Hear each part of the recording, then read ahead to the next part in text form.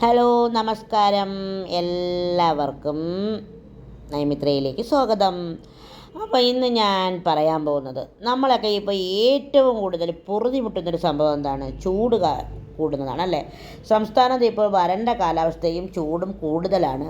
ഗുരുതരമായ പല ആരോഗ്യ പ്രശ്നങ്ങളും ഉണ്ടാകുന്നുണ്ട്. നമ്മൾ ശ്രദ്ധിക്കണം. ഇപ്പോൾ തിരുവനന്തപുരം ജില്ലയിൽ അന്തരീക്ഷ താപം സാധാരണ കൂടുതലായി അനുഭവപ്പെടുന്നതിനാൽ സൂര്യാഘാതം ഉണ്ടാകാനൊക്കെ ചാൻസ് ഉണ്ട്.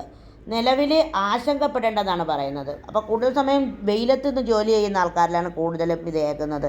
സാധാരണ ജോലിക്കാർ എന്ന് വെച്ചാൽ നമ്മുടെ വീടുകളിൽ നിന്നൊക്കെ പോകുന്ന ജോലിക്കാരെന്ന് പറയുന്നത് ഈ കോൺട്രാക്റ്റ് പണി ചെയ്യുന്ന, അല്ലെങ്കിൽ കൺസ്ട്രക്ഷൻ വർക്കിന് പോകുന്ന, പെയിൻറ്റ് ചെയ്യുന്ന, അങ്ങനെ തട്ടിൻ്റെ പണിയൊക്കെ ചെയ്യുമല്ലോ, വീടിൻ്റെ കെട്ടിട നിർമ്മാണ തൊഴിലാളികൾ, അങ്ങനെയൊക്കെ നമ്മുടെയൊക്കെ വീടുകളിൽ നിന്ന് ജോലിക്ക് പോകുന്ന ആൾക്കാർ, അവർക്കൊന്നും റെസ്റ്റും കാര്യങ്ങളും ഒന്നുമില്ല. ഈ ഉച്ചയ്ക്ക് റെസ്റ്റ് എടുക്കണമെന്നൊക്കെ പറയുമല്ലോ, അവർക്കൊന്നും റെസ്റ്റും കാര്യമൊന്നുമില്ല. അപ്പോൾ കൂടുതൽ കഞ്ഞിവെള്ളം, ഉപ്പിട്ട കഞ്ഞിവെള്ളവും നാരങ്ങ വെള്ളവും കരിക്കും വെള്ളവും ഒക്കെ ധാരാളമായി കുടിച്ച് ഈ ഒരു സമയം നമ്മൾ നിൽക്കണം. നമുക്ക് കഴിയുന്നതും വെള്ളം കുടിക്കണമെന്നുള്ളതാണ്. ചൂടുകാലത്ത് കൂടുതലായി ഉണ്ടാകുന്ന വിയർപ്പിന് തുടർന്ന് ശരീരം നമ്മളെ ചൊറിഞ്ഞിട്ട് കൊണ്ട് ചൂടുകുരു ഉണ്ടാവും.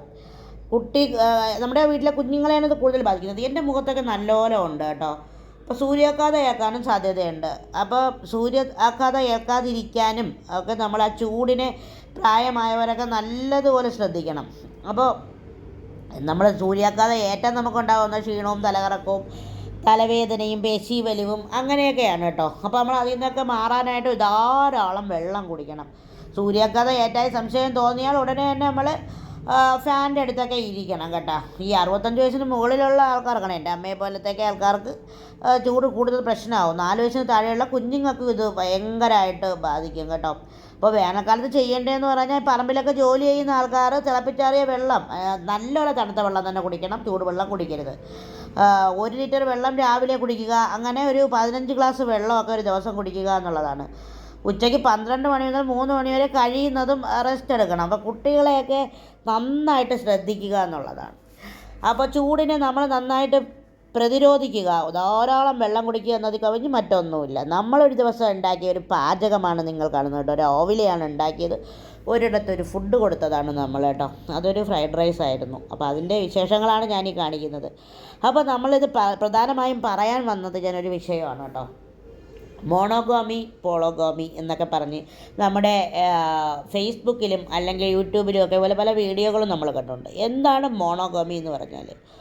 അത് ഏകഭാര്യത്വം, അല്ലെങ്കിൽ ഒരാളെ മാത്രം ഒരു സമയം ഇണയായി സ്വീകരിക്കുന്ന ഒരു കാര്യത്തെയാണ് മോണോഗാമി എന്ന് പറയുന്നത്. അപ്പോൾ ഒരാളെ മാത്രം നമ്മൾ ഇണയായി സ്വീകരിച്ച് ഒരാളോടൊപ്പം മാത്രം നമ്മളുടെ ദാമ്പത്യം മുന്നോട്ട് കൊണ്ടുപോകുന്ന, അല്ലെങ്കിൽ നമ്മളുടെ ഇഷ്ടം മുന്നോട്ട് കൊണ്ടുപോകുന്ന ഒരു കാര്യത്തെയാണ് മോണോഗാമി എന്ന് പറയുന്നത്. ഒരാൾക്ക് ഒരാളോട് മാത്രമേ അട്രാക്ഷൻ ഉണ്ടാവൂ. അപ്പോൾ ഞാൻ കഴിഞ്ഞ ദിവസം എൻ്റെ ഒരു ഫ്രണ്ട് എഴുതിയത് ഓർക്കുന്നു. അവർക്ക് അങ്ങനെ അല്ല എന്നാണ് ആൾ എഴുതിയേക്കുന്നത്. ഒരു ബന്ധത്തിലായിരിക്കെ തന്നെ അവർക്ക് മറ്റൊരു ബന്ധവും തുടരാൻ അവർക്ക് പ്രശ്നമൊന്നുമില്ല. ബന്ധം എന്ന് പറയുന്നത് അടുത്ത് നിൽക്കുന്ന ഒരു ബന്ധമാണ് കേട്ടോ. ഇപ്പോൾ നമ്മളൊരു ഒരു ഒരു ബന്ധത്തിലായിരിക്കെ അവിടെ ഭിന്നതകളുണ്ടായി മാറി നിൽക്കുന്നതല്ല, അല്ലാതെ ഒരു ബന്ധത്തിലായിരിക്കുന്ന അവസ്ഥയാണ് പറയുന്നത്. ഈ കഴിഞ്ഞ ദിവസം നമ്മുടെ ജാസ്മിൻ, നമ്മുടെ ബിഗ് ബോസ് കാണുന്നവർക്കറിയാം, ജാസ്മിൻ എന്ന കുട്ടി അവിടെ വേറെ ഒരു ബന്ധം നിലവിൽ നിൽക്കെ അവിടെ ഒരു ബന്ധം ഉണ്ടാക്കിയെന്നൊക്കെ പറഞ്ഞിട്ട് ഈ യൂട്യൂബിലൊക്കെ ഞാനൊരു വീഡിയോ കണ്ടതാണ് കേട്ടോ. ഞങ്ങളൊക്കെ ആഗ്രഹിക്കുന്നത് മോണോഗമി ബന്ധമാണ്, പോളോഗമി അല്ല എന്നൊക്കെ പറഞ്ഞിങ്ങനെ ആൾക്കാർ വീഡിയോ ഇടുന്നുണ്ട്. ഇത് ബഹുഭാര്യത്വം അല്ലെങ്കിൽ ബഹുഭർത്തൃത്വം, അല്ലെങ്കിൽ പോളോഗമി എന്ന് പറഞ്ഞാൽ ബഹുഭാര്യത്വം, അല്ലെങ്കിൽ ഒരാളുടെ ഇണയായിരിക്കെ മറ്റുള്ളവരുമായിട്ട് ബന്ധം സ്ഥാപിക്കുന്നതിനെ അങ്ങനെയൊക്കെയാണ് പറയുന്നത്. എനിക്ക് തോന്നുന്നു ജാസ്മിൻ അങ്ങനെയല്ല, ഒരിഷ്ടമാണ് അതിനെ നമ്മുടെ അവിഹിതം, അല്ലെങ്കിൽ ഒരു ബന്ധത്തിലിരിക്കെ മറ്റൊരു ബന്ധം തുടർന്നു കൊണ്ട് പോകുന്നത്, അങ്ങനെ ഒരു ബന്ധമൊന്നും അല്ല ജാസ്മിനോട് ചെയ്യുന്നതെന്ന് തോന്നുന്നു. ബിഗ് ബോസ് കാണുന്നവരൊന്നും അല്ല എല്ലാവർക്കും ബിഗ് ബോസ് ഒന്നും ഇഷ്ടമല്ല. നമ്മൾ സാധാരണയായിട്ട് പറഞ്ഞു വരാറുള്ള ഒരു വാക്കിനെ കുറിച്ചാണ് ഞാൻ ഈ വിശദീകരിച്ചത്. ആരെങ്കിലുമൊക്കെ കേട്ട് കാണുമായിരിക്കും. ഈ ചൂട് സമയത്ത്, മനസ്സൊക്കെ ചൂടായിരിക്കുന്ന സമയത്ത് ഏതെങ്കിലുമൊക്കെ എൻ്റെ 1-2 കൂട്ടുകാരികളൊക്കെ ഇങ്ങനെ അവരുടെ വിഷമങ്ങളെക്കുറിച്ച് പറഞ്ഞിട്ടുണ്ട് കേട്ടോ. അവരുടെ ബന്ധം നല്ലതായിരിക്കെ അവരുടെ ബന്ധത്തിൻ്റെ ഇടയിലേക്ക് മറ്റു പലരും കയറി വരികയും പിന്നെ അതൊരു സ്വസ്ഥതയില്ലാതെ വരികയും ഒക്കെ ചെയ്യുന്ന അവസ്ഥകളെ. അപ്പോൾ ആ കാര്യങ്ങളെക്കുറിച്ചൊക്കെ ഞാനിങ്ങനെ ആലോചിച്ചപ്പോഴാണ് മോണോഗാമി എന്ന് വെച്ചാൽ എന്താണ്, അതുപോലെ തന്നെ ബഹുഭാര്യത്വം എന്താണ്, ബഹുഭർത്തൃത്വം എന്താണ്, ഒരു ബന്ധമുണ്ടായിരിക്കെ അവിഹിതത്തിൽ ഏർപ്പെടുന്നത് എന്താണെന്നൊക്കെ ഞാൻ പറയാൻ ഉദ്ദേശിച്ചത് ഈ വീഡിയോയിൽ. ഇപ്പോൾ ധാരാളം പേര് ഇങ്ങനെ ആത്മഹത്യ ചെയ്യുന്നതും കൊല്ലുന്നതും നമ്മൾ കാണുന്നുണ്ട്. ഞാൻ ഇതിനെക്കുറിച്ചൊരു വീഡിയോ ചെയ്തതുമാണ് കേട്ടോ. എന്ന് വെച്ചാൽ ആൾക്കാരെല്ലാം അവരുടെ കുടുംബങ്ങളിലെ പ്രശ്നങ്ങൾ അഡ്ജസ്റ്റ്മെൻറ്റ് ചെയ്യാൻ പറ്റാത്ത സാഹചര്യങ്ങളിൽ മറ്റ് ബന്ധങ്ങളിലായി പോകുന്ന അവസ്ഥയുണ്ട്.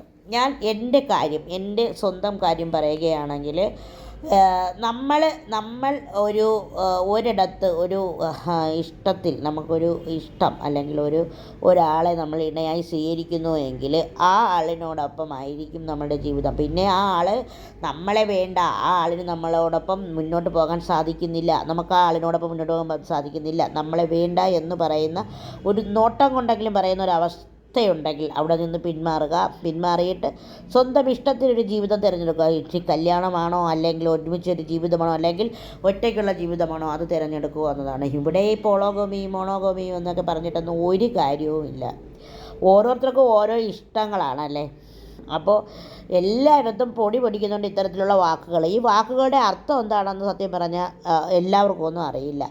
വീഡിയോ കണ്ടുകൊണ്ടിരിക്കുന്ന നിങ്ങളോട് പറയാനുള്ളത്, നിങ്ങളുടെയൊക്കെ അഭിപ്രായങ്ങൾ നിങ്ങൾ പറയണം കേട്ടോ. എന്തു തന്നെയായാലും നിങ്ങൾ പറയണം. ദീജ ഒരു കുലസ്ത്രീയാണ്, ദീജ ഇങ്ങനെ പറയുന്നു, അല്ലെങ്കിൽ ദീജ അങ്ങനെ പറയുന്നു, അല്ലെങ്കിൽ ദീജ അങ്ങനെ അല്ല, ദീജ ഇങ്ങനെയാണ് എന്നൊക്കെ ചിന്തിക്കാൻ കഴിയും. ഒരാളുടെ അവസ്ഥയെ അല്ലെങ്കിൽ ഒരാളുടെ സിറ്റുവേഷനെ മനസ്സിലാക്കി വേണം നമ്മൾ സംസാരിക്കാനെന്നുള്ളതാണ്. ഞാൻ തീർച്ചയായിട്ടും അങ്ങനെ തന്നെയാണ് സംസാരിച്ചിട്ടുള്ളത്. ഒരാളുടെയും സ്വാതന്ത്ര്യത്തെ നമ്മൾ ഹനിക്കാൻ പാടില്ല. അത് അവരുടെ ഇഷ്ടമായിക്കോട്ടെ, നമ്മൾ ഹനിക്കാൻ പാടില്ല എന്നുള്ളതാണ്. അപ്പോൾ നമ്മൾ ഫ്രൈഡ് റൈസൊക്കെ തയ്യാറാക്കിയിട്ട് ചിക്കൻ കറി വയ്ക്കുന്ന ഒരു തിരക്കിലാണ് കേട്ടോ. നമ്മൾ ചിക്കൻ കറിയൊക്കെ ഇങ്ങനെ പുറത്ത് വിറകടുപ്പിലേക്ക് ഇങ്ങനെ ഉണ്ടാക്കിയതാണ് കേട്ടോ. ചിക്കൻ കറി വയ്ക്കാനും ഫ്രൈഡ് റൈസ് ഉണ്ടാക്കാനും ഒക്കെ എല്ലാവർക്കും അറിയാം. ചോറൊക്കെ നമ്മളിങ്ങനെ സെറ്റാക്കി വെച്ചു. നമ്മൾ രാവിലെ ഉണ്ടാക്കി, രാവിലെയാണ് ഉണ്ടാക്കിയത്. അപ്പോൾ നല്ല ചൂടുണ്ടായിരുന്നു. അപ്പോഴും ചൂടിനെ അതിജീവിക്കാൻ പറ്റില്ല. നമ്മുടെ വീട്ടിലൊരു പൂച്ചയുണ്ട് കേട്ടോ. ആ പൂച്ചയാണ് വെളിയിൽ കിടന്ന് ഇങ്ങനെ ഓടുന്നത്. നമ്മുടെ ചിക്കൻ കറി ഇങ്ങനെ റെഡിയായി. അപ്പോൾ ഇങ്ങനെ ചൂടിൻ്റെ ഇതുകൊണ്ട് ഇങ്ങനെ ക്യാമറയിൽ പകർത്തിയപ്പോൾ ഒരു ബുദ്ധിമുട്ടായിരുന്നു. നല്ല ചിക്കൻ കറിയായിരുന്നു കേട്ടോ. നല്ല ചോചമായിരിക്കുന്ന എരിവ് കുറഞ്ഞ മുളക് പൊടിയാണ് ചേർത്തിരിക്കുന്നത് കേട്ടോ. അപ്പോൾ ആ ചിക്കൻ കറിയാണ് ഇങ്ങനെ റെഡിയാവുന്നത് കേട്ടോ. ആ പുക കൊണ്ട് നമ്മുടെ ക്യാമറയിൽ നമുക്കത് കണ്ടുകൊണ്ടിരിക്കുമ്പോൾ അയ്യോ ഇത് വേണ്ടായിരുന്നു എന്ന് തോന്നുന്ന വിധത്തിലായിപ്പോയി കേട്ടോ. സോറി കേട്ടോ, ക്ഷമിക്കണേ. അപ്പോൾ നമ്മുടെ ചോറ് ഇങ്ങനെ സെറ്റായിട്ടുണ്ട് കേട്ടോ. നമ്മളിങ്ങനെ ചോറൊക്കെ ഇങ്ങനെ കോരി എടുക്കുകയാണ്. നമ്മളൊരു പാചകം ചെയ്യുമ്പോഴേ ഏതെങ്കിലുമൊക്കെ ഒരു തരത്തിൽ നമുക്ക് അപ്പോഴൊരു ഫാൾട്ട് വന്നേക്കാം ഏതെങ്കിലുമൊക്കെ ചെയ്യുമ്പോഴത്തേക്കും. അപ്പോൾ നമ്മൾ എന്ത് ചെയ്യണം, ആ ഫാൾട്ടിൽ നിന്നിട്ട് നമ്മളതിനെ മാറ്റാൻ നോക്കണം എന്നുള്ളതാണ് കേട്ടോ. എല്ലാവരും പെർഫെക്റ്റ് അല്ല. പല കാരണങ്ങളാൽ പലരും പല പ്രശ്നങ്ങളിലാണല്ലോ. അപ്പോൾ ഇങ്ങനെയുള്ള ബുദ്ധിമുട്ടുകളൊക്കെ നേരിട്ടേക്കാം കേട്ടോ. നമ്മൾ ചോറൊക്കെ കോരി ഇങ്ങനെ സെറ്റ് ചെയ്യുന്ന ഒരു വീഡിയോയാണ് കേട്ടോ. അപ്പോൾ നിങ്ങളൊക്കെ ഈ വീഡിയോ കണ്ടുകൊണ്ടിരുന്നവർ മോണോഗാമിയും പോളോഗാമിയൊക്കെ കേട്ടവരോട് പറയാൻ, ചൂട് കാലത്ത് ഒരു 60 കിലോ തൂക്കമുള്ള ഒരാൾ 15 ഗ്ലാസ് വെള്ളം കുടിക്കണമെന്നാണ് പറയുന്നത് കേട്ടോ. ചൂട് കാലത്തല്ല വെള്ളം കുടിക്കണം. വെള്ളം കുടിക്കുന്നവർക്ക് ധാരാളമായിട്ട് മൂത്രം പോകും. നന്നായിട്ട് വിയർക്കുമ്പോൾ മൂത്രം നന്നായിട്ട് പോകുമ്പോൾ നമ്മൾ അധികം വെള്ളം നമ്മുടെ ശരീരത്തിൽ ചെല്ലണം. നമ്മുടെ ശരീരത്തിലെ വെള്ളം നമ്മളെ എല്ലാ അസുഖങ്ങളിൽ നിന്നും പ്രതിരോധിക്കുമെന്നാണ് പറയുന്നത് കേട്ടോ. ഇപ്പോൾ ഈ അടുത്തായിട്ട് ഞാൻ കേട്ടതാണ്. എനിക്കതിൻ്റെ ശാസ്ത്രീയ അല്ലെങ്കിൽ വശങ്ങളെക്കുറിച്ച്, ആരോഗ്യപരമായ വശങ്ങളെക്കുറിച്ചൊന്നും അറിയില്ല.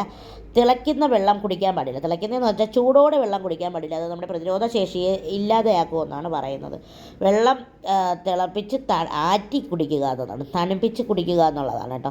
ഞാനൊരു 10-20 വർഷത്തോളമായി കേട്ടോ പച്ചവെള്ളം കുടിച്ചിട്ട്. ഞാൻ സ്ഥിരമായും തിളച്ച വെള്ളം ചൂടാക്കി ചൂടുവെള്ളം അല്ലാതെ എനിക്ക് മറ്റൊന്നും കുടിക്കും. എനിക്കും എൻ്റെ ചേച്ചിക്കുമൊക്കെ അത് തന്നെ വേണം. പച്ചവെള്ളം നമ്മൾ കുടിക്കാറില്ല കേട്ടോ. പച്ചവെള്ളം കുടിച്ചുകൊണ്ടിരുന്നതാണ്, പിന്നെ നമ്മളതങ്ങ് നിർത്തി.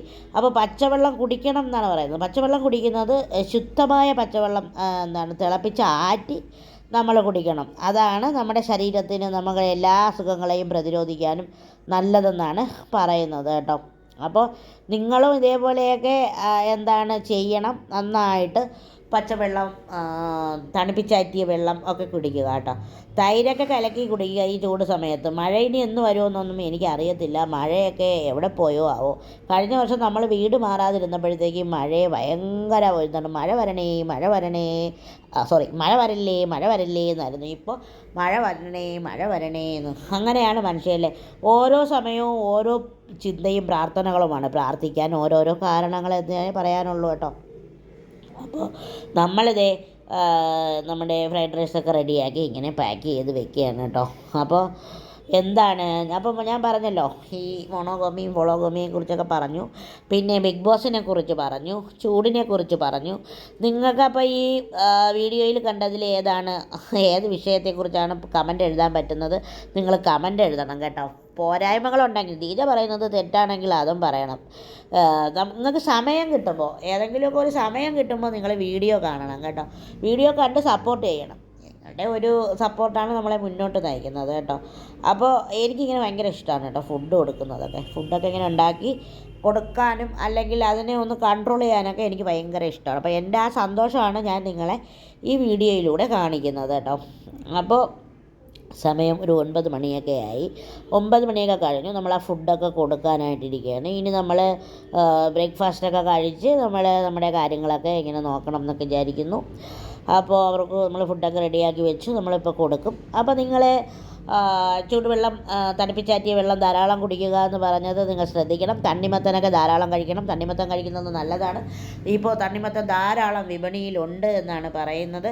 അപ്പോൾ നിങ്ങൾ കഴിവതും ഈ പാവപ്പെട്ട ജോലിക്കാരെന്ന് പറയും, കൺസ്ട്രക്ഷൻ വർക്കൊക്കെ ചെയ്യുന്ന അവരൊക്കെ കഴിവതും വെയിൽ കൊള്ളുന്നവരെ അത് സൂക്ഷിക്കുക കേട്ടോ. അപ്പോൾ എല്ലാവരോടും, നിങ്ങൾ ഈ വീഡിയോ കണ്ടുകൊണ്ടിരുന്ന എല്ലാവരോടും ഒരുപാട് സ്നേഹം. ഇപ്പോൾ കുറേ പേര് നമ്മുടെ കുടുംബത്തിലേക്ക് കടന്നു വന്നിട്ടുണ്ട്. ഒരുപാട് സബ്സ്ക്രൈബേഴ്സ് ഉണ്ട്, വ്യൂസ് ഇല്ല.